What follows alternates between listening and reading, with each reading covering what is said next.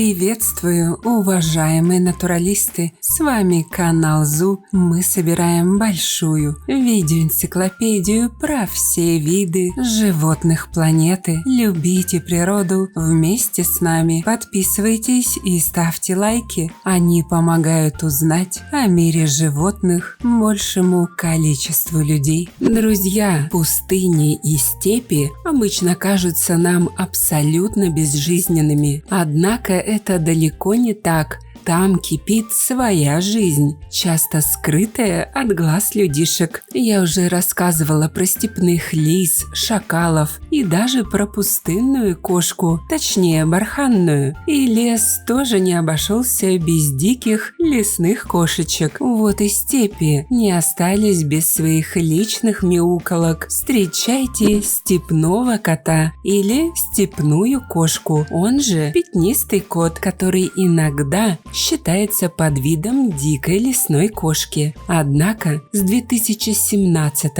года рассматривается как отдельный вид. Обитает наша степная красавица, как вы поняли, в степных, полупустынных, пустынных и предгорных районах Африки, Передней, Средней и Центральной Азии, Северной Индии, Закавказья и Казахстана. На территории России встречается редко. Самое замечательное в нашей сегодняшней гости, что, скорее всего, она была первоначальным предком всех наших мурок и барсиков. Появилась эта кошечка около 130 тысяч лет назад, а 5 представительниц этого подвида были одомашнены на Ближнем Востоке около 10 тысяч лет назад. Они-то и стали предками домашней кошки. Генетический анализ показывает, что домашние кошки могут иметь две разные исходные популяции, но подтверждает, что африканские степные кошки являются истинными предками домашних кошек. Кстати, в отличие от собак, современные кошки сохранили намного больше генетического и поведенческого сходства со своими дикими родственниками.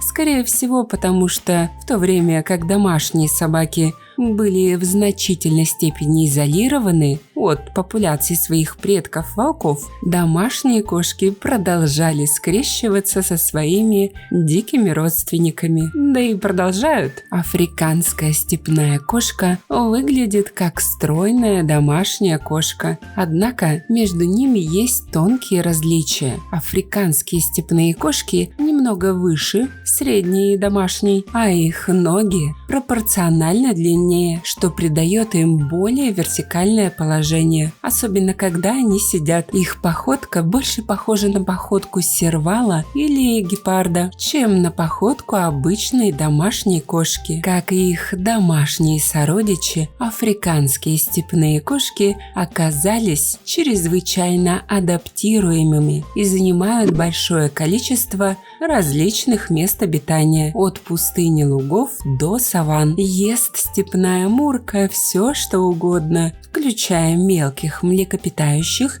птиц, рептилий и членистоногих. Известно, что некоторые особи даже охотятся на молодых домашних животных, например, таких как ягнята. Чтобы найти себе завтрак, африканские степные кошки в основном полагаются на слух. Их подход к засаде хорошо отточен, и они демонстрируют необычайное терпение в преследовании, часто выжидая аж по несколько часов подряд. Кстати, африканские степные кошки являются очень высокоэффективными маленькими охотниками. Хотят любви, степные коты и кошечки реже, чем их одомашненные родственники. К примеру, самки обычной домашней кошки достигают половой зрелости уже в возрасте 4 месяцев и способны производить 3 помета котят каждый год. Африканская же степная кошка, как правило, производит имеют только один выводок в сезон дождей. Обычно у них рождается от 2 до 6 котят, но, как правило, 3. Степная кошка отдыхает и выращивает котят в норах, изредка в расщелинах скал. Кстати, сами степные кошки нор не роют, ленятся, а занимают брошенные норы других животных – лис, барсуков, дикобразов,